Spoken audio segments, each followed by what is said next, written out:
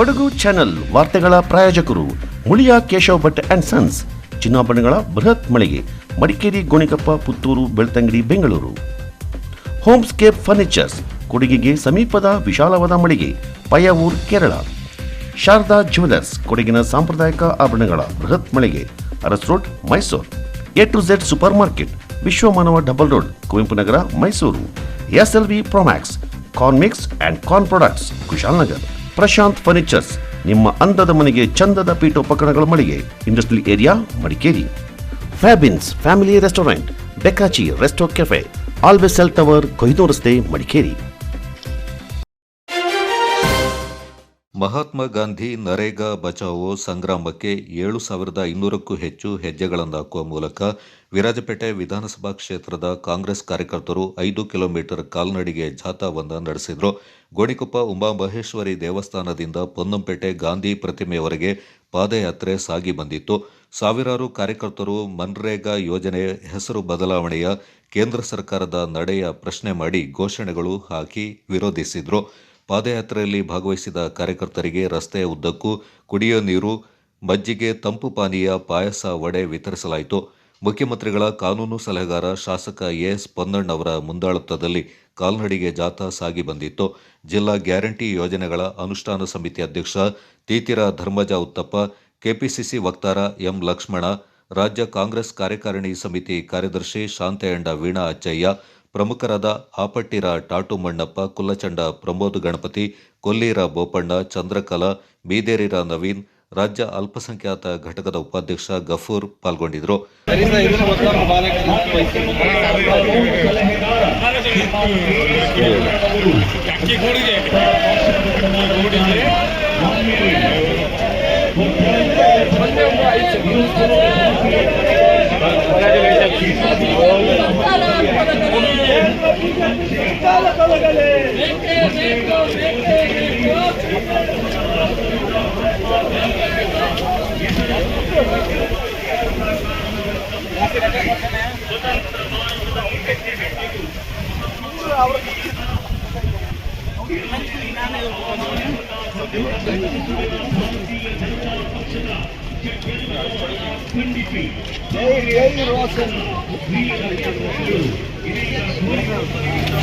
ನಂತರ ಪೊನ್ನಂಪೇಟೆ ಗಾಂಧಿ ಪ್ರತಿಮೆಗೆ ಪುಷ್ಪಾರ್ಚನೆ ಮಾಡುವ ಮೂಲಕ ಜಾಥಾಕ್ಕೆ ಸಮಾಪ್ತಿ ಮಾಡಲಾಯಿತು. ಈ ಸಂದರ್ಭ ಮಾತನಾಡಿದ ಶಾಸಕ ಎಸ್ ಪೊನ್ನಣ್ಣ, ಭಾರತ ದೇಶವನ್ನ ಪ್ರಪಂಚದಲ್ಲೇ ಗುರುತಿಸುವಂತೆ ಮಾಡಿದ ಮಹಾತ್ಮನ ಹೆಸರನ್ನ ಕಾಯ್ದೆಯಿಂದ ಕಿತ್ತೊಗೆಯುವ ಕಾರಣಕ್ಕೆ ಸ್ಪಷ್ಟತೆಯನ್ನ ಕೊಡಿ ಎಂದು ಕಾನೂನಾತ್ಮಕವಾದ ಪ್ರಶ್ನೆಗಳನ್ನು ಕೇಂದ್ರ ಸರ್ಕಾರಕ್ಕೆ ಕೇಳಿದರೆ ಯಾವುದೇ ಉತ್ತರ ನೀಡ್ತಾ ಇಲ್ಲ. ಇದಕ್ಕೆ ವಿರೋಧವಾಗಿ ಭಾವನಾತ್ಮಕವಾದ, ದ್ವೇಷ ಆಧಾರಿತವಾದ, ಆತಂಕಕಾರಿಯಾದ ರಾಜಕಾರಣವನ್ನ ಮಾಡ್ತಾ ಇದ್ದಾರೆ. ನರೇಗಾ ಕಾನೂನು ತಿದ್ದುಪಡಿಯಿಂದ ರೈತರ, ಗ್ರಾಮೀಣ ಜನರ, ದಲಿತರ, ಕೂಲಿ ಕಾರ್ಮಿಕರ ಹೊಟ್ಟೆಗೆ ತಣ್ಣೀರು ಬಟ್ಟೆ ಹಾಕುವ ಪ್ರಯತ್ನ ಸಾಗ್ತಾ ಇದೆ. ಭಾರತದ ಸ್ವಾತಂತ್ರ್ಯಕ್ಕಾಗಿ 17 ವರ್ಷಗಳ ಕಾಲ ಕಾರಾಗೃಹ ಶಿಕ್ಷೆಯನ್ನು ಅನುಭವಿಸಿದ ಗಾಂಧೀಜಿ ಹೆಸರನ್ನ ಕೇಂದ್ರ ಸರ್ಕಾರ ಮರೆತು ಹೋಗ್ತಾ ಇದೆ ಎಂಬುದೇ ವಿಪರ್ಯಾಸ. ಇಂತಹ ಬೆಳವಣಿಗೆ ಭಾರತದ ಪ್ರಜಾಪ್ರಭುತ್ವ ವ್ಯವಸ್ಥೆಗೆ ಆತಂಕಕಾರಿಯಾಗಿದೆ ಎಂದರು.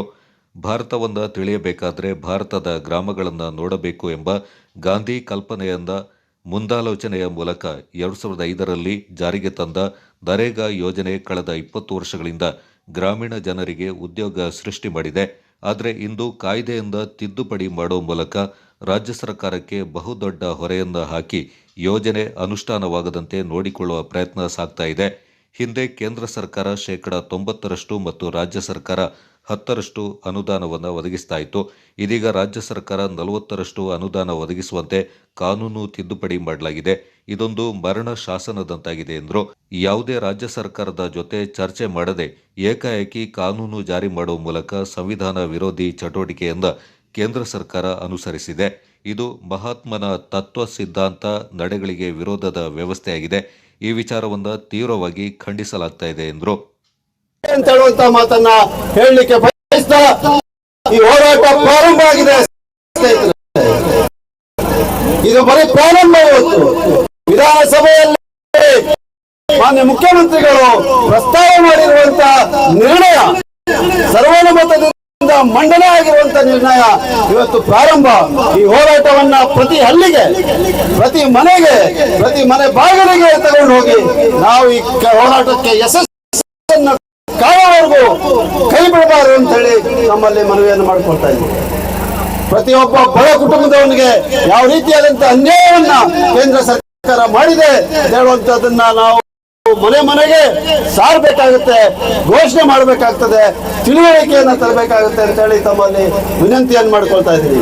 ಇವತ್ತು ಕೊಡಗಿನಲ್ಲಿ ಈ ಒಂದು ಬಿಸಿಲಿನಲ್ಲಿ ಕಾಫಿಯ ಇನ್ನ ವ್ಯವಸಾಯದ ಕೆಲಸಗಳು, ಬೆಳೆಗಾರರ ಸಮಸ್ಯೆಗಳು, ಇದೆಲ್ಲ ಮಧ್ಯದಲ್ಲಿ ನಾವು ಇಷ್ಟೊಂದು ದೊಡ್ಡ ಸಂಖ್ಯೆಯಲ್ಲಿ ಬಂದು ಸೇರಿ ಕಾಂಗ್ರೆಸ್ ಪಕ್ಷಕ್ಕೆ ನಿಮ್ಮೆಲ್ಲರ ಆಶೀರ್ವಾದದಿಂದ ಆಯ್ಕೆ ಮಾಡಿ ನನ್ನನ್ನು ಪ್ರತಿನಿಧಿಯಾಗಿ ಕಳಿಸಿರುವಂತ ನನಗೆ ಮತ್ತೆ ಇಲ್ಲಿ ಸೇರುವಂತ ಎಲ್ಲ ನಾಯಕರಿಗೆ ಗೌರವವನ್ನು ತಂದಿದ್ದೀರಿ.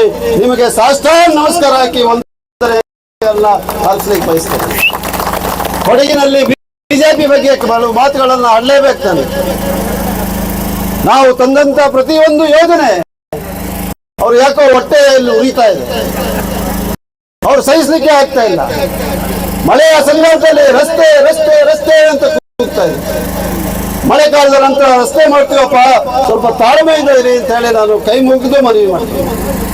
ಇದು ಪ್ರಜಾಪ್ರಭುತ್ವ, ವಿರೋಧ ಪಕ್ಷಗಳು ಇರಬೇಕು, ಭಾರತೀಯ ಜನತಾ ಪಕ್ಷ ಕೂಡ ಇರಬೇಕು, ಜಾತ್ಯತೀತ ಜನತಾದಳ ಕೂಡ ಇರಬೇಕು, ಬಹುಜನ್ ಸಮಾಜ್ ಪಕ್ಷ ಇರಬೇಕು, ಎಲ್ಲಾ ಪಕ್ಷಗಳು ಇರಲಿ. ಆದರೆ ಟೀಕೆ ಗುಣಮಟ್ಟವಾಗಿರ್ಬೇಕು, ವೈಯಕ್ತಿಕವಾಗಿರಬಾರ್ದು, ಆರೋಗ್ಯಕರವಾಗಿರ್ಬೇಕು. ಅದನ್ನ ಇವತ್ತು ಹೆಸರು ಬದಲಾಯಿಸಿ VB ರಾಮ್ಜಿ ಅಂತ ಹೇಳುವ ಒಂದು ಹೆಸರಿನ ಮೂಲಕ ಯೋಜನೆಯನ್ನು ಮಾಡಲು ಹೊರಟಿರುವಂತಹ ಕೇಂದ್ರ ಸರ್ಕಾರದ ವಿರುದ್ಧ ಇವತ್ತು ನಾವೆಲ್ಲ ನಾಡಿನ ಮೂಲೆ ಮೂಲೆಗಳಿಂದ ಪ್ರತಿಭಟಿಸಬೇಕಾಗಿದ್ದು ಭಾರಿ ಅತ್ಯವಶ್ಯಕವಾಗಿದೆ. ಈ ಒಂದು ಸಂದರ್ಭದಲ್ಲಿ ಇವತ್ತು ನಮಗೂ ಕೂಡ ಜಿಲ್ಲೆಯಲ್ಲಿ ಕಾಂಗ್ರೆಸ್ ಪಕ್ಷಕ್ಕೆ ಕೊಟ್ಟಂತ ನಿರ್ದೇಶನ ಮೇರೆಗೆ ಇವತ್ತು ಜಿಲ್ಲಾ ಕಾಂಗ್ರೆಸ್ ಮತ್ತು ಎಲ್ಲಾ ಬ್ಲಾಕ್ ಕಾಂಗ್ರೆಸ್ ಅಲ್ಲಿ ಪ್ರತಿ ಬ್ಲಾಕ್ ಮಟ್ಟದಲ್ಲೂ ಕೂಡ ಬ್ಲಾಕ್ ಮಟ್ಟದ ಅಧ್ಯಕ್ಷರುಗಳು ಮತ್ತು ಅಲ್ಲಿಯ ಎಲ್ಲ ಚುನಾಯಿತ ಪ್ರತಿನಿಧಿಗಳು, ಅಲ್ಲಿ ಯಾವ ಗ್ರಾಮ ಪಂಚಾಯತಿ ಅಧ್ಯಕ್ಷರುಗಳು ಇರ್ತಾರೆ ಅಥವಾ ಪಟ್ಟಣ ಪಂಚಾಯತ್ ಅಧ್ಯಕ್ಷರು ಇರ್ತಾರೆ, ಅವರ ಒಂದು ಜವಾಬ್ದಾರಿಯನ್ನು ಕೂಡಿಗೊಳಿಸುವ ಮೂಲಕ ಎಲ್ಲ ಪಂಚಾಯತ್ ಸದಸ್ಯಗಳನ್ನ ಸೇರಿಸಿಕೊಳ್ಳುವ ಮೂಲಕ ಮತ್ತು ಎಲ್ಲ ಸಾರ್ವಜನಿಕ ಬಂಧುಗಳು, ಕಾರ್ಮಿಕ ಕುಟುಂಬ ವರ್ಗದವರನ್ನ ಸೇರಿಸಿಕೊಳ್ಳುವ ಮೂಲಕ ಒಂದು ಪ್ರತಿಭಟನೆಯನ್ನು ಮಾಡಿ ಕೇಂದ್ರ ಸರ್ಕಾರಕ್ಕೆ ಒಂದು ಚಾಟಿ ಏಟನ್ನು ಕೊಟ್ಟು ಪುನಃ ಮನರೇಗಾವನ್ನು ಮರುಸ್ಥಾಪಿಸಲು ನಾವು ಆಗ್ರಹ ಮಾಡಬೇಕಂತ ಹೇಳೋ ಒಂದು ನಿಲುವಿನ ಮೇಲೆ ಇವತ್ತು ಗೋಣಿಗೊಪ್ಪಲಿಂದ ಪೊನ್ನಪೇಟೆವರೆಗೆ ನಾವು ಪ್ರತಿಭಟನಾ ರ್ಯಾಲಿಯನ್ನು ಮಾಡ್ತಾ ಪಾದಯಾತ್ರೆ ಮೂಲಕ ಇವತ್ತು ನಾವು ಇಲ್ಲಿ ಆಗಮಿಸಿದ್ದೇವೆ. ಯಾಕೆ ಅಂತ ಗೊತ್ತಿಲ್ಲ ಸ್ನೇಹಿತರೆ. ನಿರ್ಮಲಾ ಸೀತಾರಾಮನ್ ಅವರು 1ನೇ ತಾರೀಕು ಭಾನುವಾರ ಬಜೆಟ್ ಮಂಡನೆ ಮಾಡಿದ್ದಂತ ನೀವು ಗಮನಿಸಿದ್ದೀರಿ.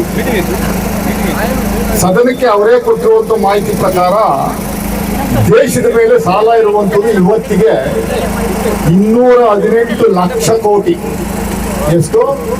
218 ಲಕ್ಷ ಕೋಟಿ. ನೋಡಿ, ಯಾರೋ ಚಪ್ಪಾಳೆ ತಿರ್ತಾವ್ರೆ. ಚಪ್ಪಿ ಯಾರು ಈ ದೇಶದಲ್ಲಿ ಶಾಂತಿಯುತವಾಗಿ ಬದುಕಬಾರದು ಅನ್ನುವಂಥದ್ದು ಇರುವಂತ ಬಿಜೆಪಿಯವರ ಈಡನ್ ಅಜೆಂಡಾ. ನಿನ್ನೆ ತಾನೇ ನಿರ್ಮಲಾ ಸೀತಾರಾಮನ್ ಅವರು, ನಿರ್ಮಲಾ ಅಖ್ತಾರ್ ಅವರು ಬಜೆಟ್ ಮಂಡನೆ ಮಾಡಿದ್ದಾರೆ. ಆ ಬಜೆಟ್ಟು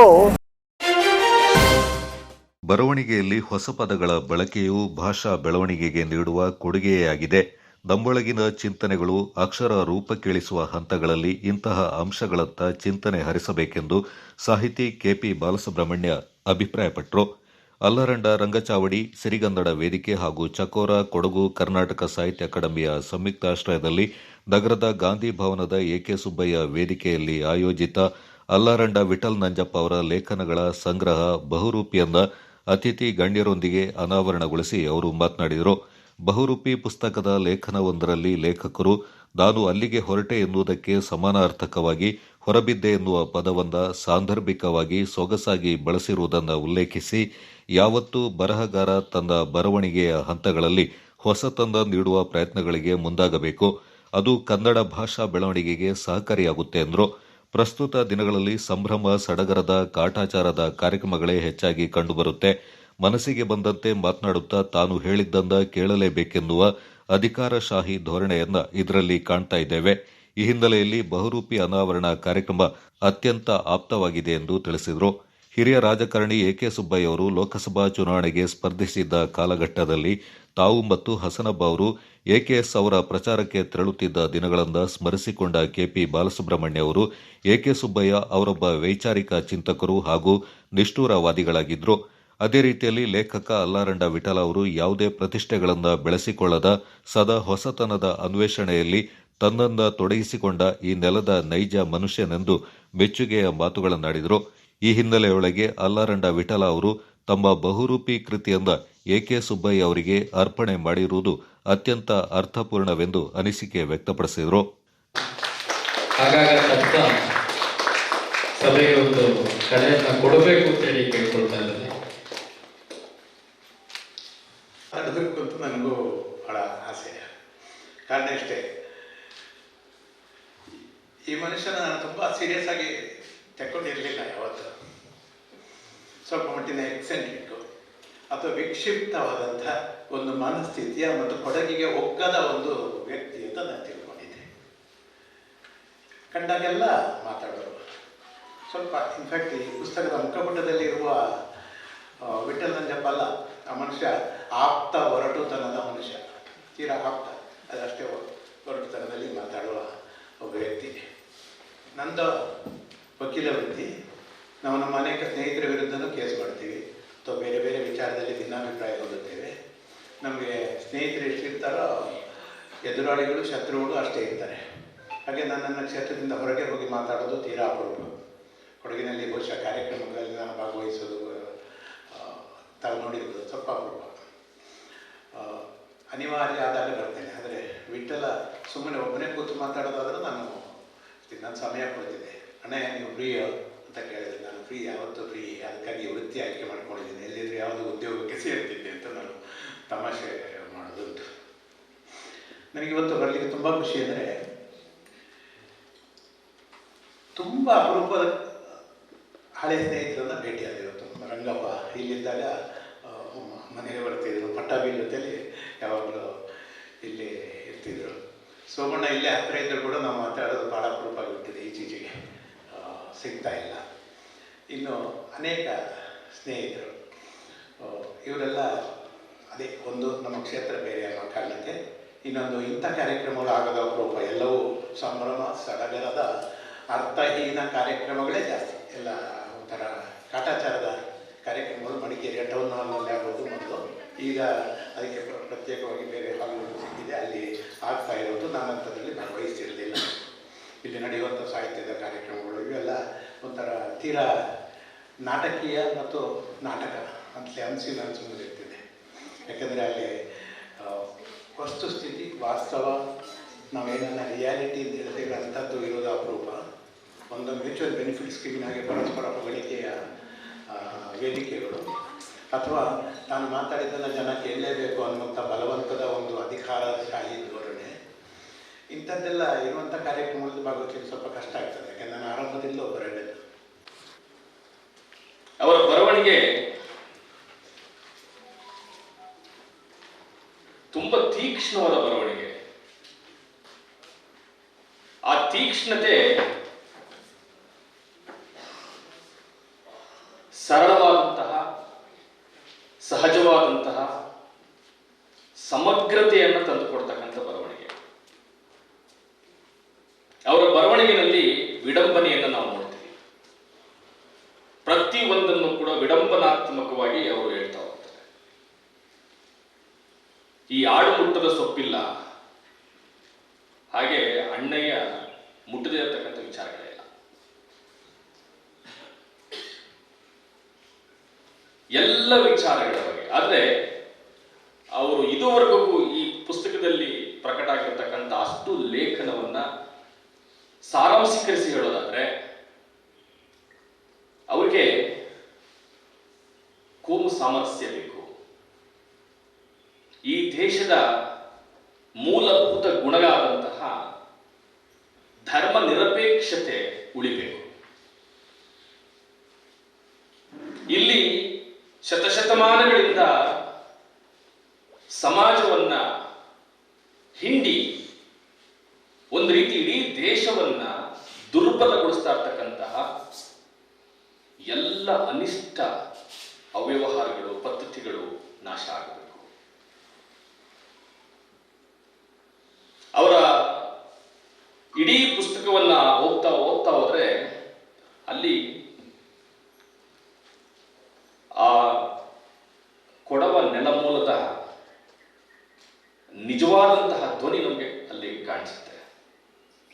ಈ ಕೊಡವ ನಾಡು ಎಷ್ಟು ಅದ್ಭುತವಾದದ್ದು ಅನ್ನೋದನ್ನ ಅಲ್ಲಾರಂಡ ವಿಠಲ್ ನಂಜಪ್ಪ ಅವರು ಕಟ್ಟಿಕೊಡೋದಕ್ಕೆ ಪ್ರಯತ್ನ ಮಾಡ್ತಾರೆ.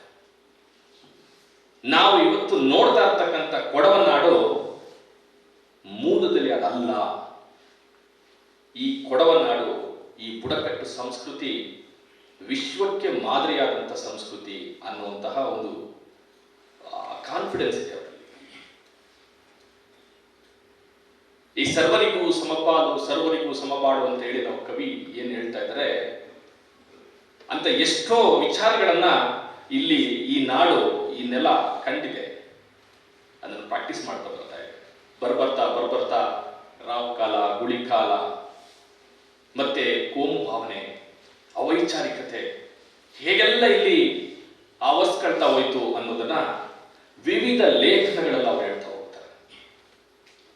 ಈ ಲೇಖನಗಳು ಸಂದರ್ಭದಲ್ಲಿ ಹುಟ್ಟಿದ ಲೇಖನಗಳು. ಚೆನ್ನಾಗಿ ಕೇಳಿರಿ ನಮ್ಮ ಕವನ, ಶರಣು ಹೇಳವ್ರಿ ಸ್ವಾಮಿ ನಾವು ನಿಮಗ, ಸ್ವಾಮಿ ನಾವು ನಿಮಗ. ಸದ್ದು ಗದ್ದಲ ಮಾಡಬೇಡ್ರಿ ಆಟದೊಳಗ, ಸದ್ದು ಗದ್ದಲ ಮಾಡಬೇಡ್ರಿ ಆಟದೊಳಗ. ಕೂತಿರೋ ಸಭಾ ಎಲ್ಲ ಭರ್ತಿ ಸಭಾ ಇರಲಿ, ಕೂತಿರೋ ಜನರೆಲ್ಲ ಭರ್ತಿ ಸಭಾ.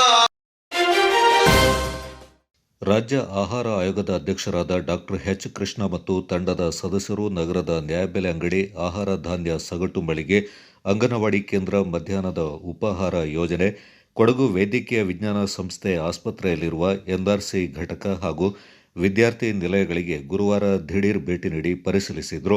ರಾಜ್ಯ ಆಹಾರ ಆಯೋಗದ ಸದಸ್ಯರಾದ Lingaraja Kote, Sumanth Rao, Maruti M Doddalinganavar, A Rohini Priya, KS Vijayalakshmi ಹಾಗೂ ಸದಸ್ಯ ಕಾರ್ಯದರ್ಶಿ ಸುಜಾತ ಡಿ ಹೊಸಮನಿಯವರು ಪರಿಶೀಲನಾ ಸಂದರ್ಭ ಇದ್ದು ಆಹಾರ ಸುರಕ್ಷತೆ, ಪೌಷ್ಟಿಕ ಆಹಾರ ವಿತರಣೆ ಮತ್ತಿತರ ಬಗ್ಗೆ ಮಾಹಿತಿಯನ್ನು ಪಡ್ಕೊಂಡ್ರು.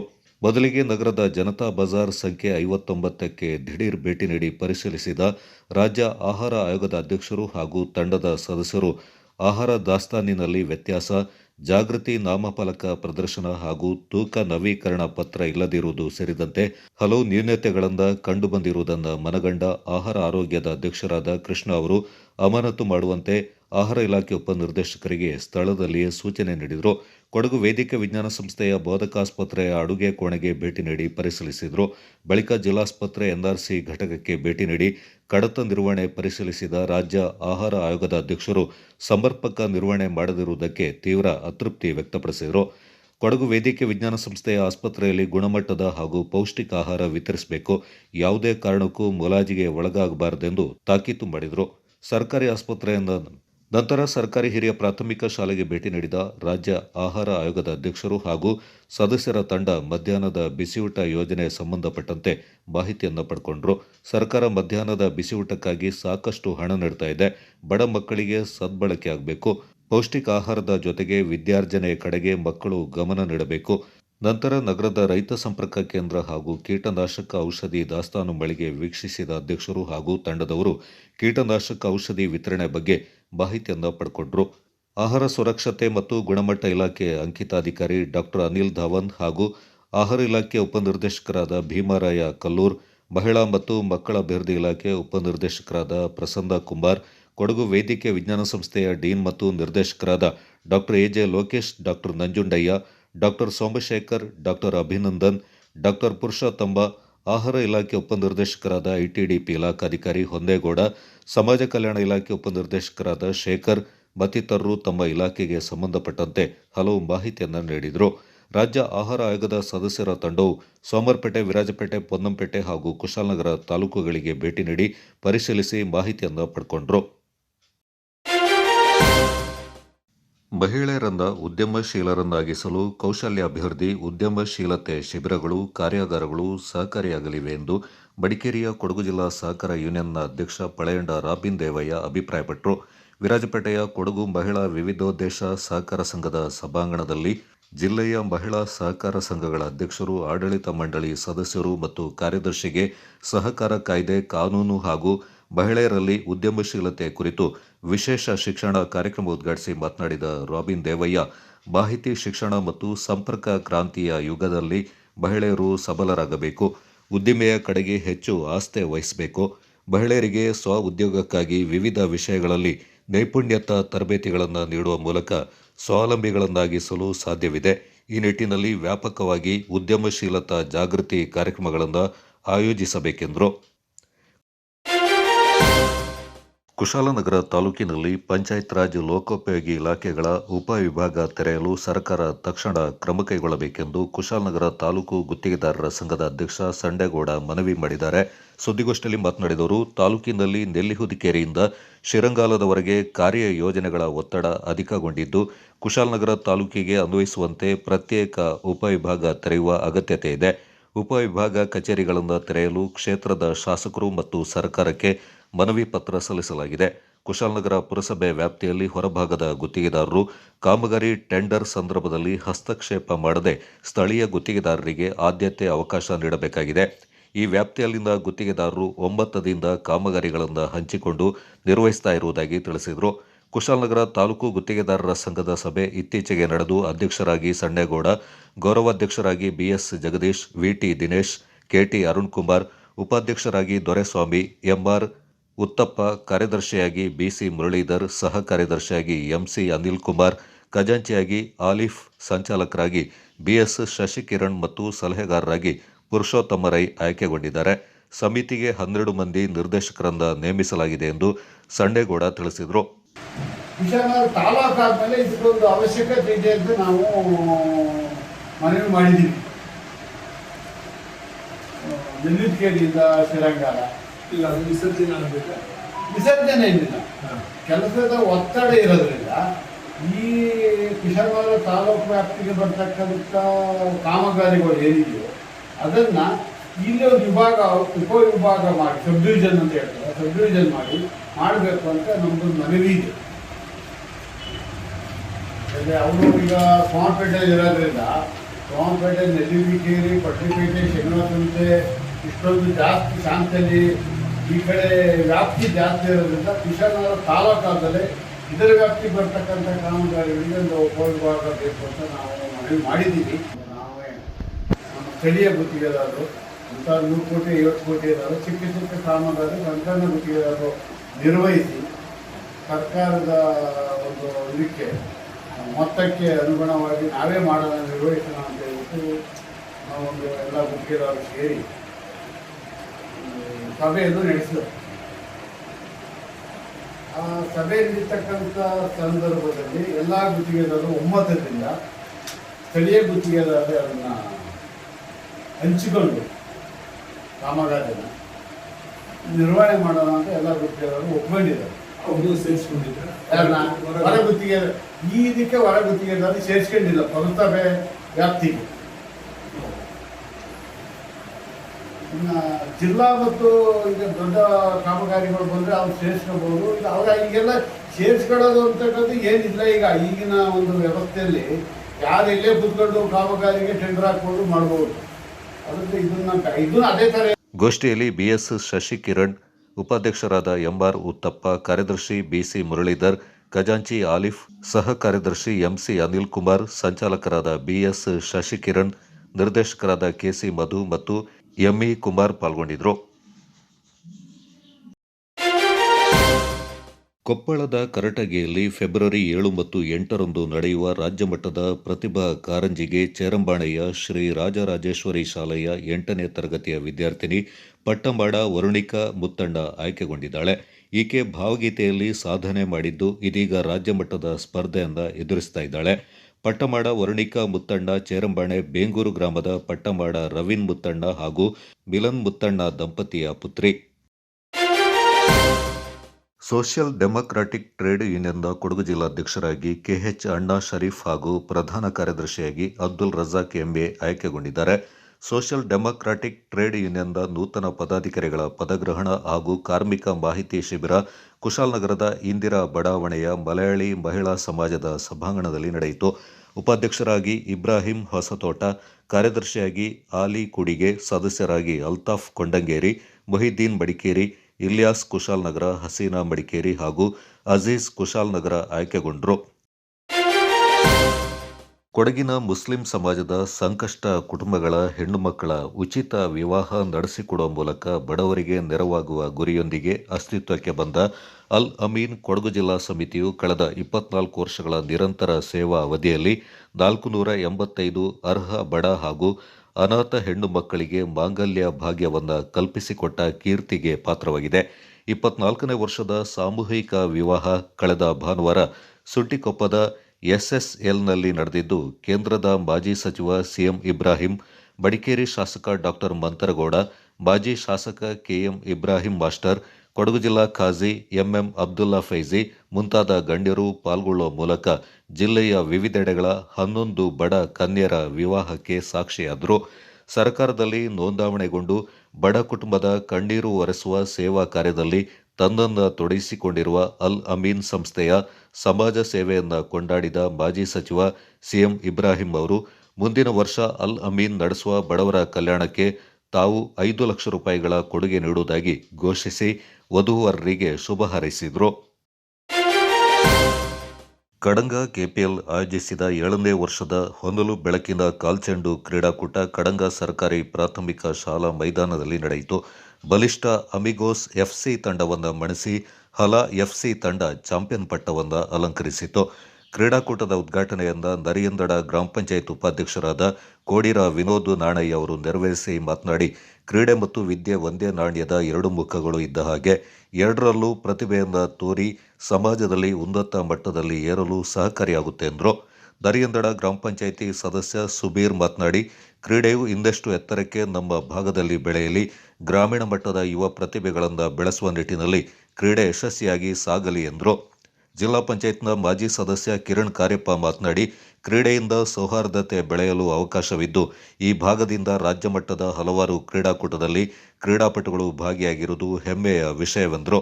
ಪ್ರಾಥಮಿಕ ಕೃಷಿ ಪತ್ತಿನ ಸಹಕಾರ ಸಂಘದ ಅಧ್ಯಕ್ಷರಾದ ಕೋಡಿರ ಪ್ರಸನ್ನ ತಮ್ಮಯ್ಯ ಮಾತನಾಡಿ, ಕಡಂಗ ಭಾಗದಲ್ಲಿ ಹೆಚ್ಚಿನ ಕ್ರೀಡೆಗಳನ್ನು ಆಯೋಜನೆ ಮಾಡ್ತಾ ಇರುವುದು ಸಂತಸದ ವಿಚಾರ ಎಂದರು.